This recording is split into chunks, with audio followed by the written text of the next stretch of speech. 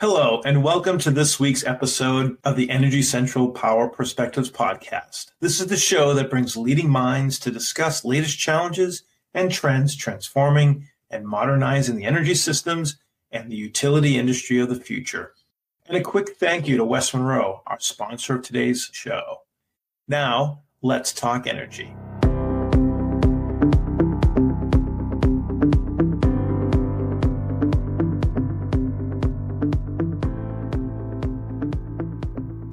I'm Jason Price, Energy Central podcast host and director with West Monroe, coming to you from New York City. And with me, as always, from Orlando, Florida, is Energy Central producer and community manager, Matt Chester. Matt, before we bring in today's guest, you did some digging on the subject of community choice aggregation, which is today's topic. Can you give us a primer on CCA? I sure did, and I'd be happy to, Jason. So a CCA it's a relatively new business model dating back to the late 90s. As of today, there's only a handful of states that have passed legislation that allows for the formation of these community choice aggregators. You can kind of think of it as a buyer's club where the community pools its money together for the purpose of leveraging its purchasing power to make clean energy purchasing decisions. Unlike a co-op or a muni or even a utility for that matter who runs and operates the grid, a CCA is instead primarily about just the source of the generation. And keep in mind, the energy is delivered and billed by the distribution operator, but the power used to turn on the stove and the lights, it comes from the CCA. That's great, Matt. Very helpful, and thanks for setting the stage for today's conversation. With us today is Don Weisz, the CEO of Marin Clean Energy, or MCE. Don has been with MCE as their CEO since the agency's launch in 2010. As the first and oldest CCA in California, MCE has introduced new types of services and innovations over the years. We will hear what some of these areas are, as well as the successes and challenges in operating a CCA. Don brings a unique lens and focus in areas of equity and workforce development, topics that have rightfully become pillars of the most forward-looking and progressive utility players. It's not every day to get to hear from those who started a movement right from the beginning. So let's dig in. Don Weisz, welcome to the Energy Central Power Perspectives podcast. It's great to be here. Thanks for having me. Before we dive into the main topic, Don, I want to give you a chance to introduce MCE. Many of our listeners are coming from traditional utility models like IOUs or municipal utilities, but you're doing something a bit different at MCE. Tell us about that. Well, MCE is a community choice aggregator, or CCA, which means that we're a not-for-profit public agency that helps our customers access clean energy. Our focus is really on supporting communities in a way that fosters use of renewable energy, economic growth, and workforce development, and adoption of clean energy technologies like solar plus storage and electric vehicles. Our mission is to tackle climate change and create a better, sustainable future for our communities, especially those that have been historically impacted by the consumption of fossil fuels. Thank you for that introduction. So tell us, how did you become MCE's CEO? Well, I worked at the County of Marin during the early 2000s when the idea of CCA in California was just that, an idea. I had the opportunity to lead the county's effort in exploring our own CCA, which later became a reality with MCE. So I've been with the agency since its inception.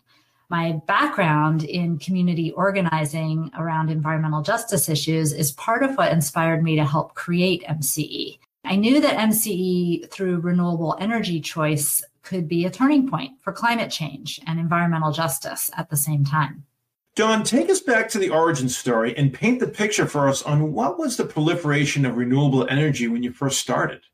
Well, the short answer is access to renewable power, a choice in power supply. When MCE launched, we offered our customers 28% renewable energy, and the incumbent utility was only offering 12%. So as a locally controlled, not-for-profit public agency, we were really excited about the opportunity to keep our ratepayer dollars in our community with the community benefit projects and programs that we were able to offer. We also wanted to offer community projects and programs that were focused on the unique needs of our customers from an equity perspective. One example is our workforce development programs, which focus on hard-to-reach groups in our service area that have been chronically under or unemployed. We help people get living wage, green-collar jobs. And this type of community respondent programming is something the larger corporate utilities simply can't do because they're not led by local officials, and their ultimate focus is to serve shareholders.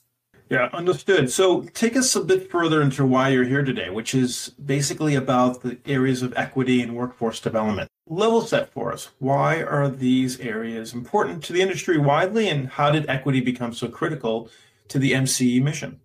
Well, historically, the energy industry has neglected certain populations. The fossil fuel industry contributes to public health harms that disproportionately impact Black, Brown, Indigenous, Asian, and poor communities.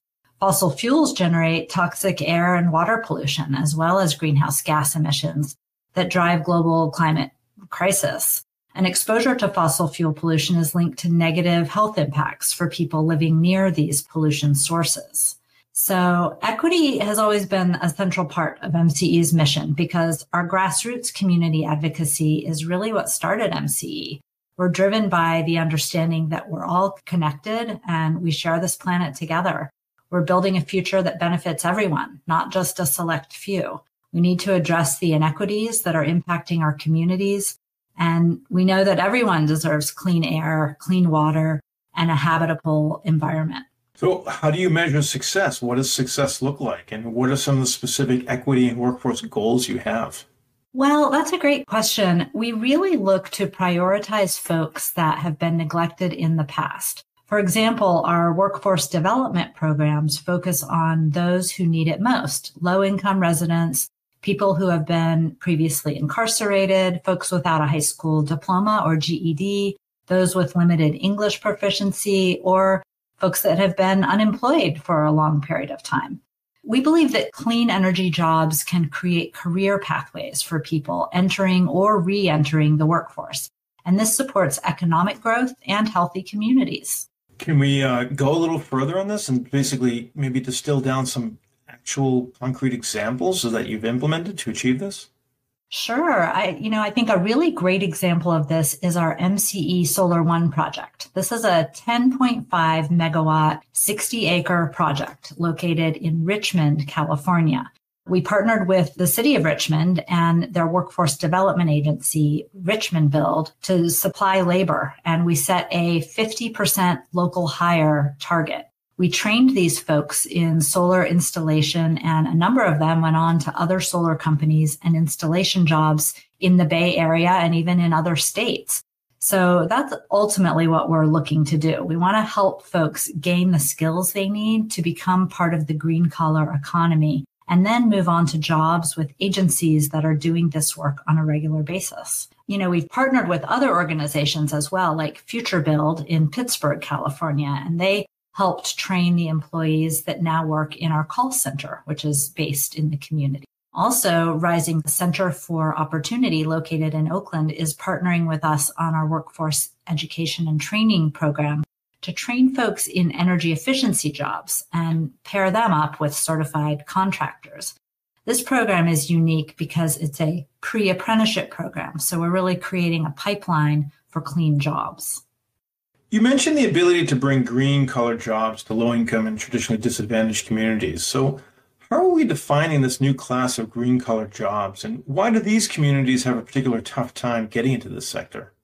Well, we consider green-collar jobs to be any jobs in the clean energy industry. So that could be construction work, electrical work, or even administrative work for a clean energy or technology company.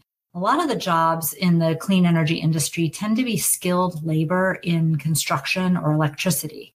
So there's a learning curve and some training required. For disadvantaged folks, there are a lot of barriers to getting that training. The barriers could be something like an ability to pay for the training, or maybe difficulty affording childcare.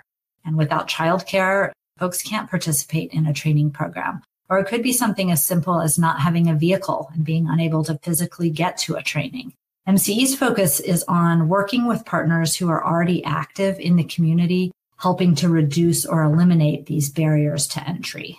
So you've been around for a long time, and there are certainly success stories. There must be some failures or missteps along the way. If so, can you share some of these? Well, on this same project that I was talking about, the MCE Solar One project, it was a big challenge to meet the 50% hire goal because most workers who were qualified for the jobs and were in the traditional trades were earning enough that they had moved out of the Richmond community to more affluent parts of the area. Also, the businesses and vendors who might traditionally bid on this type of work were large and not based in the community of Richmond. So we learned that we needed to break the work into small pieces and actually make calls to local small businesses. As an example, we proactively tracked down a local person who had experience pouring concrete and another who had experience putting up safety fencing. And we invested 2 years in training folks in the community so that they'd be ready to apply for, and fill the jobs once we were ready to build the program. That one-on-one outreach combined with the direct training helped us to almost meet the 50% hiring requirement. But even with all that effort, and even though we created over 350 jobs, we fell just short of that 50% goal. We hope that the lessons that we learned can help us be even more successful with future projects going forward. The areas of equity and workforce development is a challenge across pretty much every domain, including even what the IOUs face. So share with us your position as a community choice aggregator. How do you play and address that? And in your opinion, is it any easier or more challenging than, say, a large IOU that deals with these same similar issues? Well, as a CCA, I would say approaching our work with an equity focus is actually easier than it is for the IOUs. We're already community focused, mission driven, and we're also much smaller. We're able to be highly engaged and active in our communities, and that really gives us an edge, I think. We hear directly from our communities about what they need, and our board of directors is made up of elected officials from each community that we serve. So we're always up to speed on local projects and initiatives that we can collaborate on. There aren't a bunch of barriers between our customers and the decision makers at MCE, and that makes a big difference. Folks have easy access to us. All of our meetings are public, and it's easy to reach out to our staff directly for any ideas or problem solving that needs to happen. We have some communities in our service area that we know are underserved but aren't identified as such by the state guidelines. But because we serve a smaller area, we're able to really get granular and find these hidden inequities so that we can prioritize those communities in all of our work. So that's just a few examples. Sure. Don, before we go into the lightning round and have some fun, I do want to ask you, I want to go back to the origin story. When you were conceptualizing the idea, what was the penetration or proliferation of renewable energy? Because we're talking about in the early 90s or the late 80s when CCA began. Can you sort of paint the picture for our audience what the renewable environment was like in California or in your territory? Sure, absolutely. When we launched, it was 2010. And at that time, the incumbent utility was providing 12% renewable energy. At that time, solar was still a relatively expensive resource. It's come down a lot since that time. And large utilities were saying it was going to be very difficult for them to go beyond the amount of renewables they were already providing. When we launched, we immediately were able to offer a product that was double the amount of renewable energy that the incumbent utility was offering. And at the same time, we offered 100% renewable choice for all customers. And within about a year and a half of our launch, the incumbent utility suddenly started offering 100% renewable option as well. So we saw that as a real success. I think we were able to raise the bar on what's expected by community-based utilities, and it kind of spread to the corporate utilities as well. And now all customers in California in our service area have an option of getting 100% renewable or getting our default product. And since 2010, when we launched, a lot has changed. Our current default product has grown in its renewable content. So now we're at 60% renewable and 90% carbon free. So anyone who's an MCE customer can't get anything less renewable than 60%, but they can still choose that 100% if they want to. So a lot has changed in just the 12 years that we've been delivering service in our area. That's great. Really a fascinating story and a great journey, and you've done a great job so far. So keep it up. Now, Don, as I alluded to, we're talking about the lightning round is next, which is an opportunity for us to dig into you as a person and not just as an energy and utility expert. So I'm going to ask you a question, and your response will just be one word or phrase. Are you ready? I am ready. What did you have for breakfast this morning? Eggs. What is the best way to spend a Friday night? Sharing a meal with family and friends. Where's the one place on your bucket list to travel to? Arches National Park. What would you be doing for a career if not in energy? Community organizing. What are you most hopeful for? Our young people. Well done. And because you knocked it out of the park, we want to give you the traditional last word of the episode. So given you're speaking directly to an audience of utility decision makers, what's the key message you want to impart? What's the main takeaway our listeners should remember from today's conversation? Well, thanks. I think the main thing I want folks to take away from today's conversation is that we all have a part to play in creating an equitable energy future. We have the opportunity to improve public health, tackle the climate crisis, and confront systemic racism. I'm really honored to be part of MCE and the work we're doing to support a just transition, but there's always more to be done. We as an industry really need to take a look at our impacts, large and small, and see where we can do more to improve the lives of the people who are using our services and the people who live in and around the resources that we rely on. A clean planet is something we all benefit from, and we all have the power to create change. Thank you, Don. Those are terrific and inspiring words, and thank you for sharing your thoughts with us. We'll surely hope that you and our listeners can have that conversation again and continue it as well after this podcast on Energy Central platform. So thanks again for joining us today. Thank you so much for the opportunity. Absolutely. So you can always reach Dawn through the energycentral.com platform, where she welcomes your questions and comments. And we also want to give a shout out of thanks to the podcast sponsors that made today's episode possible.